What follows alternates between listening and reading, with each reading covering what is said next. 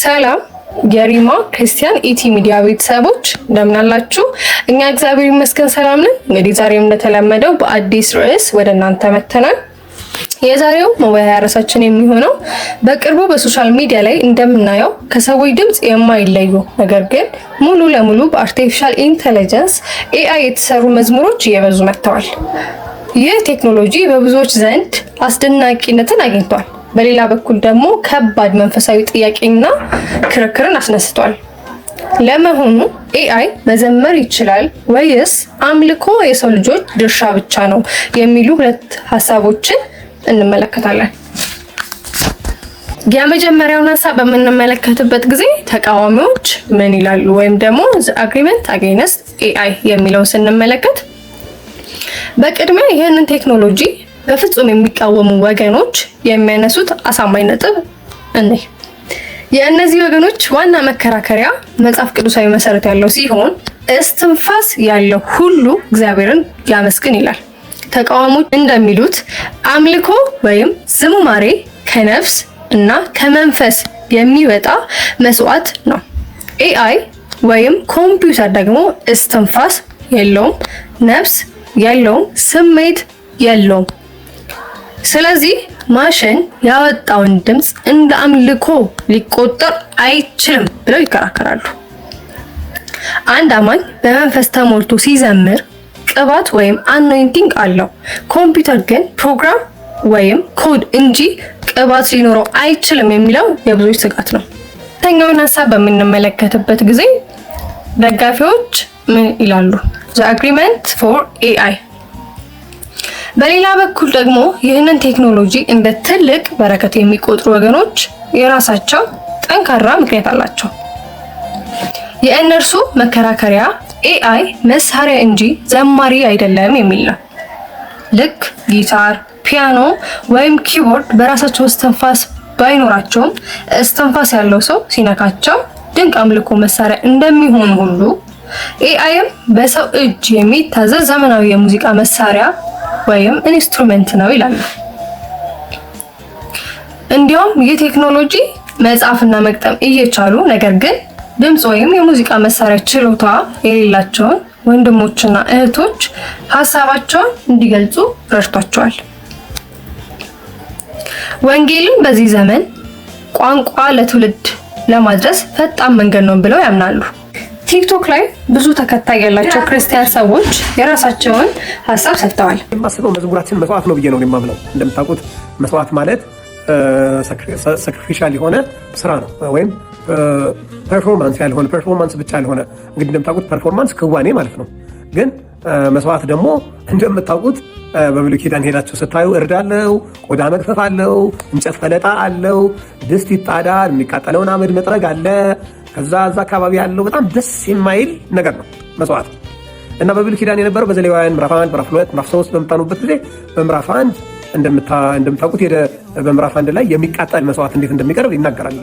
በተለይ ከቁጥር 6 እስከ 9 በምታነቡበት ጊዜ፣ በምዕራፍ 2 ደግሞ ቁጥር 1 እና 2ን በምታዩበት ጊዜ የእህል መስዋዕት እንዴት እንደሆነ፣ በምዕራፍ 3 የደህንነት መስዋዕት እንዴት እንደሆነ ይናገራል። መስዋዕት በብዙ ቦታዎች ተጠቅሷል። በተለይ በመዝሙረ ዳዊት ምዕራፍ 50 ከቁጥር 9፣ ምዕራፍ 51 ከቁጥር 16 ጀምሮ ስታነቡ እግዚአብሔር አምላክ እንደው በበረትም ከምንወስድለት የተባዕት እና ወይም የበሬ መስዋዕት ይልቅ ባውራ በብዙ ሺህ ተራሮች ያሉ እንስሶች የሱ እንደሆኑ እግዚአብሔር በከብት ወይ በበሬ ደም በምን እንደማይደሰት እግዚአብሔር ከልባችን ባለ መስዋዕት በተሰበረ ልብ እንደሚደሰት ይናገራል ዳዊት።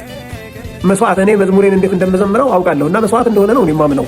ገጠር ለአገልግሎት ስንጠራ በማይመች ሁኔታ ሄደን ገጠር ውስጥ ጮጎጊት ልብሳችንን እየያዘ በእግራችን እየሄድን በፈረስ እየሄድን ሰዎች ደግሞ ሳር ላይ ወንበር የተለያየ ወንበር በርጩማቸውን ይዘው መሬት ላይ ተቀምጠው ያ ሁሉ ሺህ ሰው ሲመጣ this መስዋዕት እግዚአብሔር የሚያሸተው እኔ በዛ ሄጄ የምዘምረውን እኔ እንደ መስዋዕት ነው የማየው።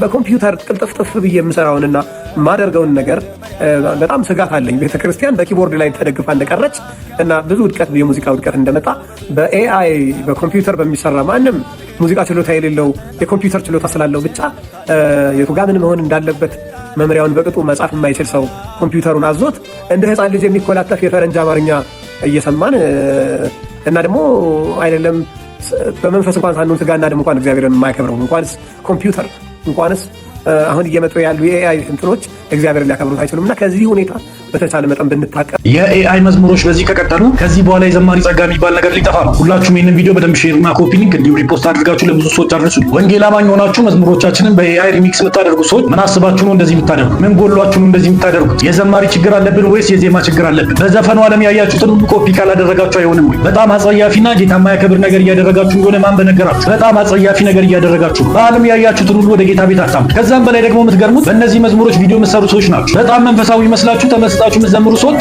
ኧረ በእግዚአብሔር አታዋሩ። የምትዘምሩት መዝሙር የሆነ ግዑዝ አካል የዘመረው መዝሙር፣ ምንም ስሜት የሌለው ምንም ማገናዘብ ማይችል መንፈስ ቅዱስ የሌለበት ስለ መንፈስ ቅዱስም የማያውቅ የሆነ ግዑዝ አካል የሚዘምረው መዝሙር ነው የምትዘምሩት። ያለቀሳችሁ ተመስጣችሁ እጃችሁ ልባችሁ ላይ አድርጋችሁ አይናችሁን ጨፍናችሁ የምትዘምሩት መዝሙር የሆነ ግዑዝ አካል የዘመረው መዝሙር። ታዲያ እንደዚህ ያስኬዳሉ? በመዝሙሮቻችን የምንጽናናውና የምናመልከው መንፈስ ቅዱስ ስላደረባችሁ አይደለም። እባካችሁ ከዚህ ድርጊት ተቆጠቡ። የዘማሪ ዶክተር ለዓለምን ሀሳብ እንሰማለን። የግል ምልከታዬ እንዲህ ነው። የተለያዩ ሀሳቦችን አከብራለሁ። በኤአይ ሳይሆን በዲአይ የሰሩ መዝሙሮችን ምርጫዎቼ ናቸው። ዲአይ ዲቫይን ኢንተለጀንስ እንደሆነ አስቀምጠዋል።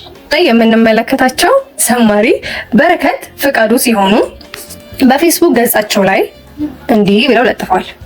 ዝማሬ የጸጋ ስጦታ ነው። አንደኛ ቆሮንቶስ 14:26 ለክብሩ በተጠሩ በደሙ በተዋጁ ሕያዋን ፍጡር ለእግዚአብሔር ክብር የሚውል ስጦታው ባለቤት አለው፣ ምንጩም እራሱ እግዚአብሔር ነው። ዝማሬ የአምልኮ አንድ ክፍል ነው። በእውነትና በመንፈስ የሚቀርብ ከውስጥ የሚመነጭ ሰው ሰራሽ ያልሆነ አምላኩን የሚያውቅ ሕዝብ ለአምላኩ የሚሰዋው ነው።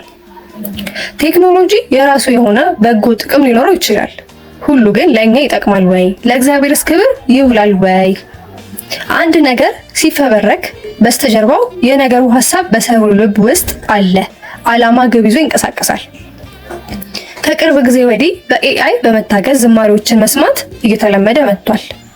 ነገስ ዝማሬውን ከኤአይ መቀበል፣ ስብከቱንስ ከሰጪው ዓላማ ውጪ ላልተፈለገ ዓላማ እንዲውል አእምሮን እየተቆጣጠረ ይገኛል።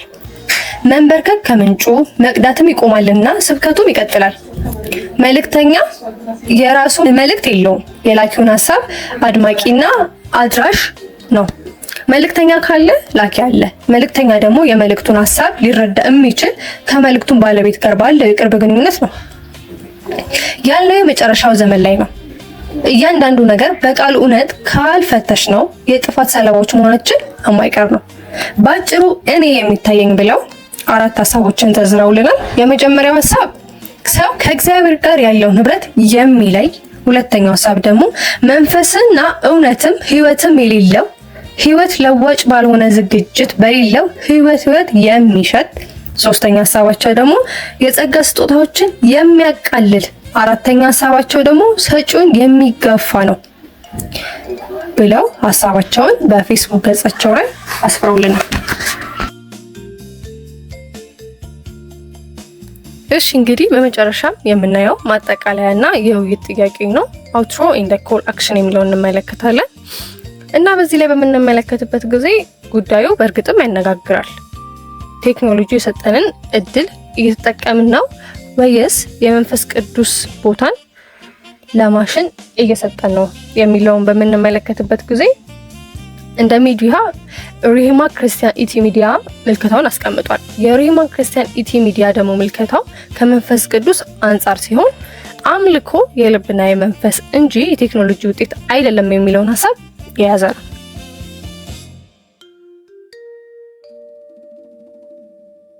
ጊዜ የተወሰኑ የመጽሐፍ ቅዱስ ማስረጃዎችን በዝርዝር አስቀምጠናል። የመጀመሪያው የሚሆነው አምልኮ መንፈሳዊ ግንኙነት ነው የሚለው ሲሆን እሱም ዮሐንስ 4:24 ላይ የሚገኝ ሲሆን ቃሉም እንደዚህ ይላል፣ ጌታ ኢየሱስ እግዚአብሔር መንፈስ ነው፣ የሚሰግዱለትም በመንፈስና በእውነት ሊሰግዱለት ያስፈልጋቸዋል ብሏል። ስለዚህም ደግሞ ኤአይ ወይም ኮምፒውተር ነፍስ ወይም መንፈስ የለውም። መንፈስ የሌለው ነገር ደግሞ በመንፈስ ሊያመልክ አይችልም።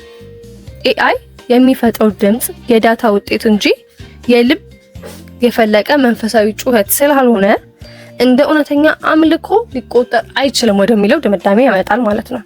በሁለተኛ ላይ ደግሞ የምናገኘው ሐሳብ የመስዋዕትነት ዋጋ ሁለተኛ ሳሙኤል 24:24 ላይ ያለው ሲሆን ንጉስ ዳዊት ዋጋ ያላወጣሁበትን የሚያቃጥል መስዋዕት ለአምላኬ ለእግዚአብሔር አላቀርብም በማለት ተናግሯል።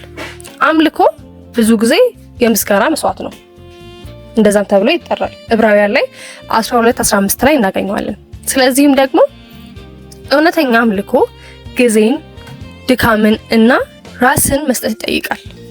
በመሆኑም ደግሞ ኤአይ ግን በሰከንዶች ውስጥ ያለ ምንም ድካም ውጤት ያመጣል። ዋጋ ያልተከፈለበት በአንድ ጠቅታ ወይም ክሊክ የሚወጣ መዝሙር ለእግዚአብሔር የሚገባ መስዋዕትነት ሊሆን አይችልም። በመሆኑም ደግሞ እዚህ ላይ በተጨማሪነት የምናያቸው ሶስተኛና አራተኛ ሀሳቦች አሉ። ወደ ሶስተኛው ሀሳባችን ስንገባ ፍቅር የሌለው ጩኸት ነው።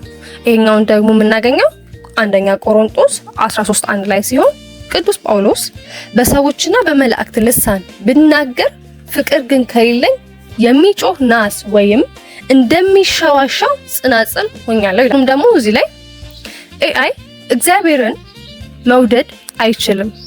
ከዚህ ቀደም ደግሞ እንዳለው ስሜትም የለውም። ፍቅር ከሌለው ደግሞ ውብ ዜማ ቢኖረው እንኳን በእግዚአብሔር ፊት እንደሚጮህ ቃጭል ወይም ባዶ ጩኸት ነው። መዝሙር ከሙዚቃ በላይ ነው፣ የፍቅር መግለጫ እንዳለ። ስለዚህ መጽሐፍ ቅዱሳዊ ክህሎትን በሰው ልፋትና ከእግዚአብሔር ቅባት ጋር ያያይዘዋል። ሙዚቃን መማር፣ አለመለማመድና በመንፈስ ቅዱስ ተመርቶ መጫወት የመንፈሳዊ ብስለት ምልክት ነው። ኤአይ ይህንን የሰው ልጅ የመማርንና የማደግን ሂደት ስለሚቀማ ቅባት ወይም አኖይንቲንግ ያለው አምልኮ እንዳይኖር ያደርጋል የሚል እይታ አለን እኛ እንደ ሚዲያ። በስተመጨረሻም ደግሞ የምናየው ማጠቃለያ ሀሳባችን ሲሆን በዚህ እይታ መሰረት ሙዚቃ ማለት ዜማና ግጥም ብቻ አይደለም። መዝሙር የአንድ አማኝ መንፈስ ከፈጣሪው ጋር የሚደረግ ህብረት ነው ወደሚል ማደምደሚያ ሀሳብ እንመጣለን። ስለዚህ መንፈስ የሌለው ኤአይ ምንም እንኳን ጥሩ ድምጽ ቢኖረው ህያው የሆነን አምልኮ መተካት አይችልም የሚል ድምዳሜ እንሰጣለን። የእናንተ ሀሳብ ምንድን ነው? እስትንፋስ ያለው ሁሉ ሲባል ማሽኑን የፈጠረውንና የሚያዘውን ሰው እስትንፋስ ስላለው ማሽኑ የሰውየውን ድምጽ ነው ብለን እንውሰድ፣ ወይስ መዝሙር ከሰው ልጆች ጉሮሮ ብቻ መውጣት አለበት የሚለውን ሀሳብ እንውሰድ? ሀሳባችሁን በኮሜንት ላይ አስቀምጡልን። ቪዲዮውን ላይክ እና ሼር በማድረግ እንዳትረሱ። በሌላ ርዕስ እስከምንገናኝ ድረስ ቻል ቆዩልን።